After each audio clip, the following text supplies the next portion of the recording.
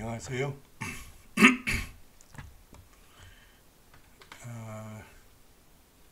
이번 시간부터는 종격에 대해서 이제 공부를 하는데요.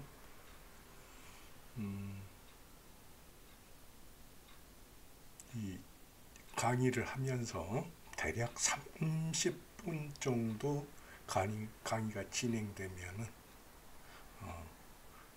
끊도록 하겠습니다. 그리고 다음 시간 이어가고 이 종상 해가지고 이건 뭐냐 그러면은 종을 이루는 그 모양이 그러니까 종격이 여러 가지가 있다.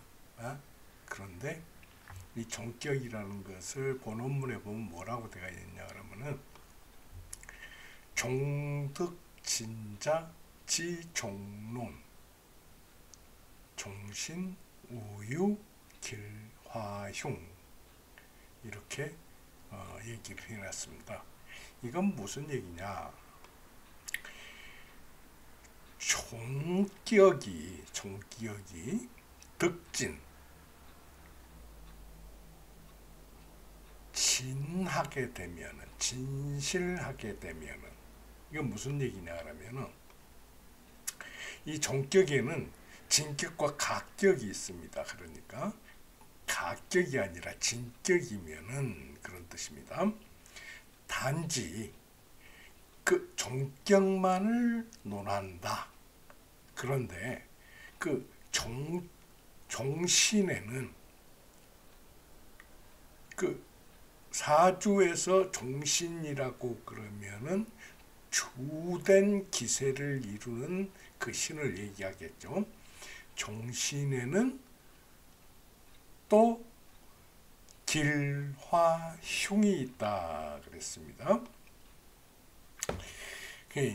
종신이라고 해서 항상 좋은 것도 아니고 그리고 항상 나쁜 것도 아니고 기라고 흉하지 않더라도 여기 화는 뭐냐 그러면은 통관을 의미합니다. 그러니까 이런 경우에는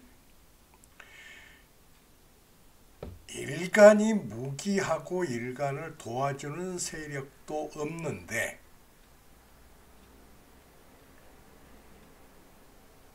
그 나머지 글자에 식신과 재성과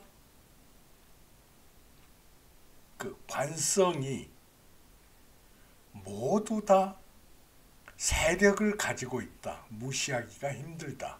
그러면은 어떤 것을 용신으로 할지가 어렵잖아요.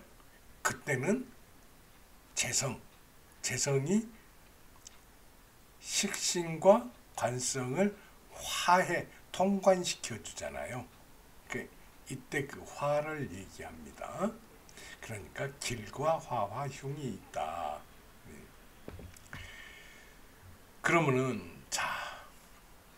우리가 종상을 얘기할 때는 일단 종재격과 종관격을 같이 봅니다. 이거 종재관을 같이 보고 그 다음에 뭐가 있냐라면은 이제 종기, 종세 이런 것들이 있단 말씀입니다. 그래가지고 일단은 종재관을 보는데 종재관에서 일주가 고립되어 무기하고 이건 무슨 얘기냐 하면 일주에 뿌리가 없고 사주팔자에 8글자에 생보할 뜻이 없다. 인수가 없다. 또는 비겁이 없다. 그럴 경우에 이 종격이 득진하다. 그렇게 얘기를 하는데 망국한 관성이면은 사주가 관성으로 가득 찼으면은 종관이라고 하고 또 사주가 재성으로 가득 찼으면 종재라고 한다. 그러니까 종재관에서 종관격과 종재격으로 이렇게 나누어서 볼 수가 있다. 그런 얘기죠. 자, 그런데 자, 만약에 일주가 금이라고 그러면은 식신이 뭐죠? 식신이 수가 되죠. 그리고 목이 재신이 되죠. 응? 재성이 되죠. 그리고 화가 관성이 되죠. 일주가 금이면은 재신이 목이라는 얘기란 말씀입니다. 응? 그러면은 이것은 뭐냐? 종재격이란 얘기가 되죠. 이 경우에 목이 태과하다. 재성이 태과하다. 그건 무슨 얘기냐? 출령에 낳고 수기가 있다. 그러면은 이 목이 태과하다. 사주팔자 중에서 가장 강력한 힘을 지니는 게 월령이라고 그랬죠. 응? 그래서 그 월치가 가장 강력한 힘을 발휘를 하는데 그 월지가 봄이라는 얘기예요. 그 봄이고, 그러고 그 팔자 중에 수기가 있으면 수생목하니까, 그러고 또 뭐냐, 금을 설기해 가지고 목을 생하니까 목이 아주 득진하게 되죠. 이런 경우에는 이제 그 운이 수도 괜찮고 목도 괜찮지만은 운에 화를 반겨서 행하면은 길하다 그랬단 말씀입니다. 그러니 운에서 화운이 오면은 여름철 운이 오면은 길하다. 목이 태과할 경우에, 자, 이것을 그러면은 자, 한번 봅시다. 만약에 일주가 경인이라고 하면은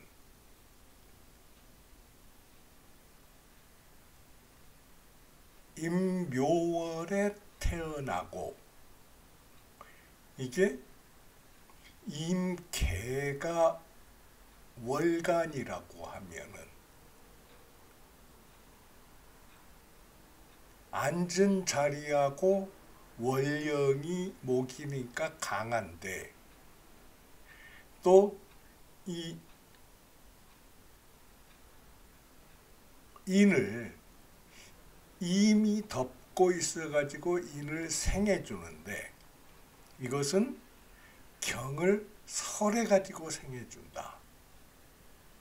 나머지 두 글자에도 임과 목, 그러니까 수와 목이 있어야겠죠. 시나 연, 이렇게 됐을 경우에 목태과라고 할 수 있다. 이런 경우라고 하면은 일단 운에 뭐가 와요? 화운이 오면은 길하다. 근데 화운이 오면은 분명히 길한데, 화운이 왔을 때 이 임하고 싸우는 경우가 있습니다. 그때 이 임이 세력이 약해야 된다 하는 전제 조건이 달라붙겠죠. 이런 경우가 목태과라고 할 수 있고, 그 다음에 목진기인 경우, 목태기인 경우죠. 목이 태기라고 하면은 먼저 화금으로 왔을 때 목이 태기죠.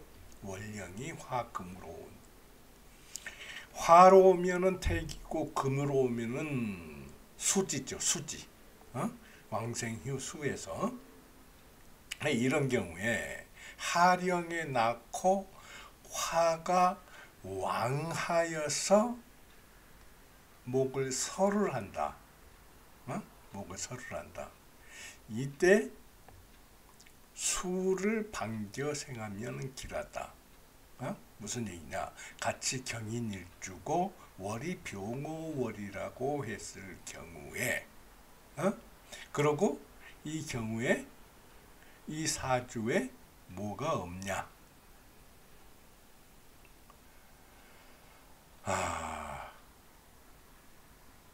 일단은 그 수가 약해야 되겠죠. 수가 약해야 되고, 왜 그러냐면 수가 강하게 되면은 여기 병호하고 싸우게 됩니다. 싸우게 돼 가지고 이 사주 자체가 득진하는 게 어렵게 되거든요. 그렇게 해 가지고, 자, 여기에서 수운이 오면은 자, 수는 금을 설해 가지고 인을 생하고, 인이 자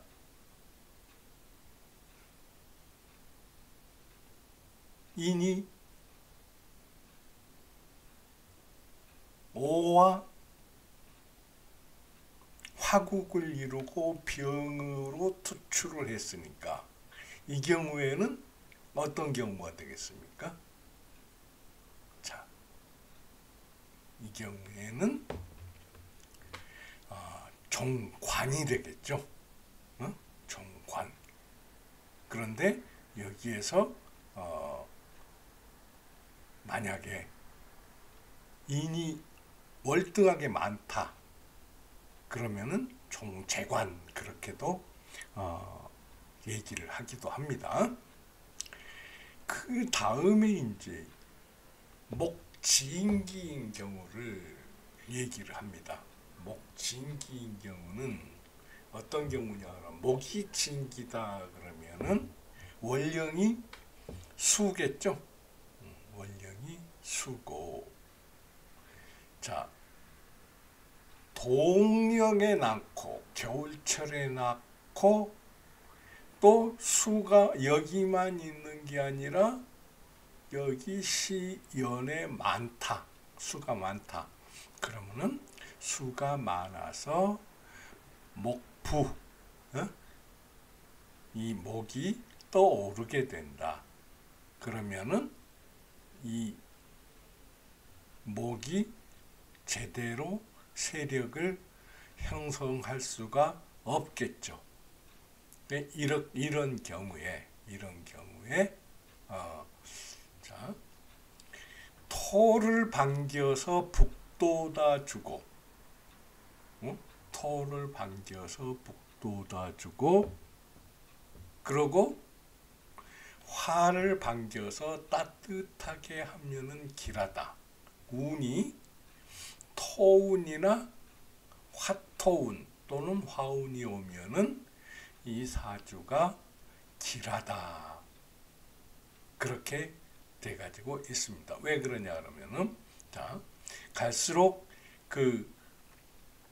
여기에서 만약에 토운이 온다고 했을 경우에는 일단은 어떤 게 있냐 하면은 이 토가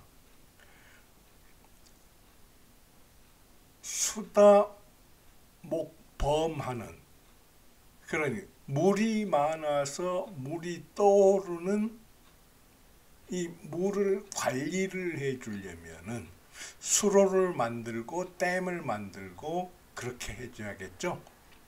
해 가지고 필요한 것으로 이 물 관리를 하려면 반드시 토가 있어야 된다.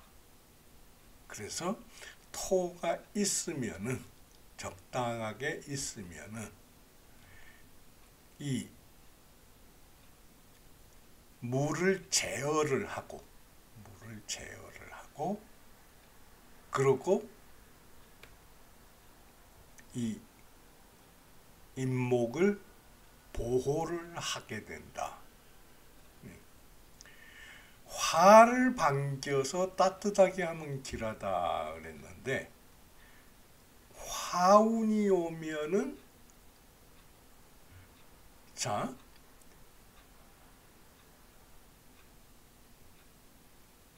인을 설기해 가지고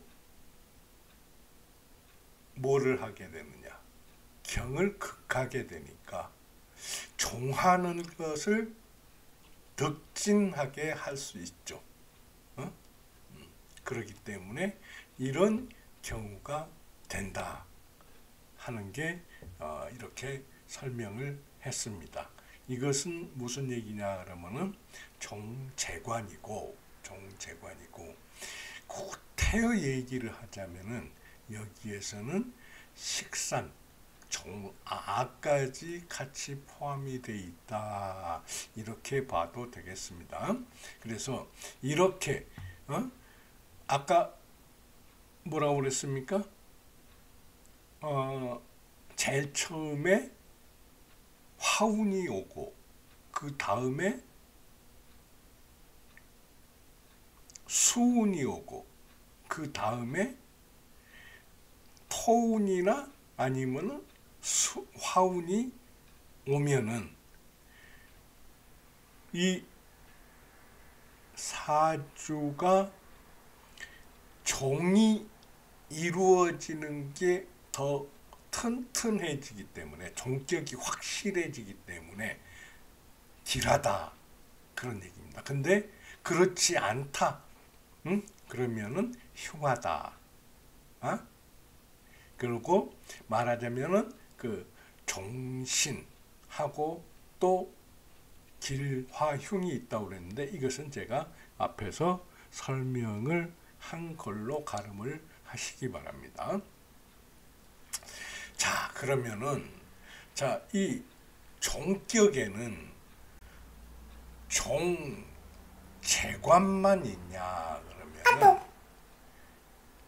이 종왕격이 있습니다. 종왕은 뭐냐 그러면 우리가 앞서서 얘기를 할 때 독상이라고 한번 공부를 한 적이 있습니다.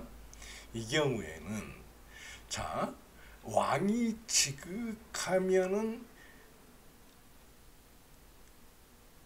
일주는 그 왕신을 따른다 그랬습니다. 이게 무슨 얘기냐? 사주가 모두 비겁이다. 사주에 모두 비겁이 있다. 그리고 관살의 업재가 없다. 그러니까 인수가 있어서 또 생한다. 이런 조건을 가지고 있으면은 이 사주는 굉장히 강왕하다고 그러죠. 강왕한 사주가 됩니다. 그렇기 때문에 이 사주는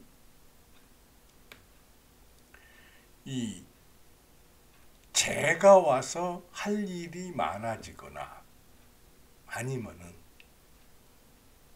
또 관이 와서 나를 억제하려고 하는 것을 무진장 싫어하게 됩니다. 그러니까 이 사주는 자, 비겁이나 인수운이 오면은 강한데 이 강한 사주를 거역하지 않으니까 길한 사주가 돼요. 그리고 이 국중에 인수가 가벼우면은 식상도 좋다. 왜 그러냐? 설기하기 때문에. 강한 것을 내가 쓸 수 있기 때문에 식상도 좋은데, 이 경우에는 인수가 반드시 가벼워야 된다. 그래야지만이 인수가 강하게 되면 식상하고 인수하고 싸우게 되잖아요. 그 싸우게 되면은 안 좋은 거죠. 그러니까 인수가 가벼우면 식상도 좋다. 근데 이게 만약에 관살운이면은 흉화가 입지한다. 서서히 이른다. 흉화가 바로 온다. 그런 얘기죠. 관살운이오면 왜 그러냐 하면은 이 독상하고 싸우게 되니까. 그리고 재운이 오면은 궁겁쟁제이니 구사일생이라 그랬습니다. 재운이 오게 되면은 뭐냐? 이 재를 놓고 비겁이 서로 싸우게 됩니다. 또 싸움이 일어나죠. 그래서 군비쟁제 혹은 궁겁쟁제 이렇게 얘기를 할 수 있죠. 그 비겁이 같이 있을 경우에도 마찬가지입니다. 그 일반적으로 우리가 겁은 비견이라고 그러고 겁재를 이제 비견은 같은 음양이 같은 것을 얘기하고 겁재는 음양이 다른 것을 얘기를 하죠. 그렇기 때문에 비견 겁재가 돼서 싸움이 일어난다. 재를 놓고 비견과 겁재가 서로 싸운다. 그래서 9은 죽고 하나 정도만 살아난다. 대부분 안 좋다. 관살운이면은 모두 안 좋다. 근데 재운이 오면은 구사 10중 9은 죽고 하나는 살 수도 있다. 자, 그렇게 보면은 되겠습니다. 그러고 그 다음에 이제 강격. 자, 종왕격 다음에 이제 종강격은 어느 경우냐 그러면은 이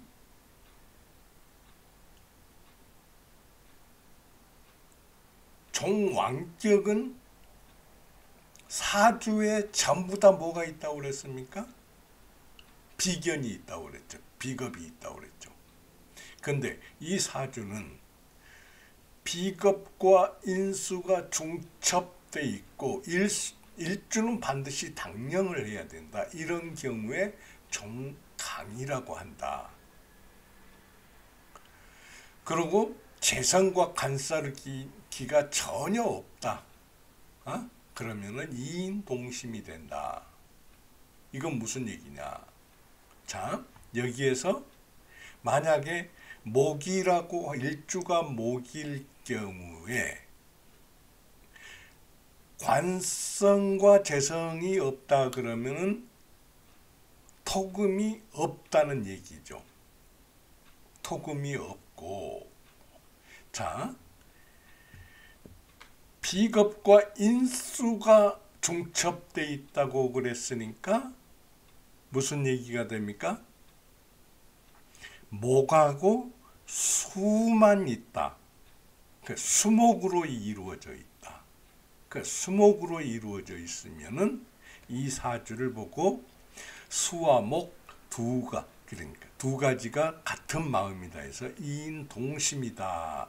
이렇게도 쓴다고 그렇게 합니다. 그리고 그 운행을 보면은 행운은 순행하는 비겁운이면은 기라고 인수운도 좋다. 그러니까 순행 비겁이나 인수가 오면은 이 사주에 다툼이 없죠. 그러니까 길하다. 식상운인데 원국에 인수가 있으면은 충국하니 반드시 흉하다. 응?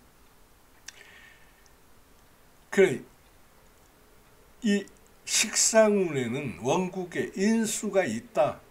비겁과 인수가 축접됐다고 그랬으니까 축접되어 있으면 인수가 강하다고 볼 수 있죠. 이런 경우에는 그 충극이 이루어진다. 충하고 극전하는 전쟁이 이루어진다. 그렇기 때문에 반드시 흉하다. 재관운이 오면은 왕신은 뭡니까? 앞에서 예를 들면 목이다 그랬는데, 재관운이면 토나 아니면은 관이 금이 오면은 이 왕신을 자극하게 된다.